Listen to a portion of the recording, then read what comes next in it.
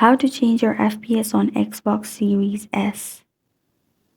Hi everyone, I'm Sophia to assist you today. Without any delay, let's jump right in. First, open your Xbox and go to Settings. Click on General and then go to TV and Display option. There you'll find this kind of screen pop up. Then click on Video Modes, which is below Advanced and above Video Fidelity and Overscan. Here you can choose Allow 50 Hz or 24. Click on the FPS you want.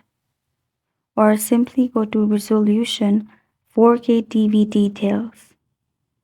Or simply click on Help and see if your TV supports the resolution or not. As you can see in this TV, your TV setup does not support 120 Hz. As you can see, games won't display at 120 FPS. And that's how you change your FPS on Xbox Series S.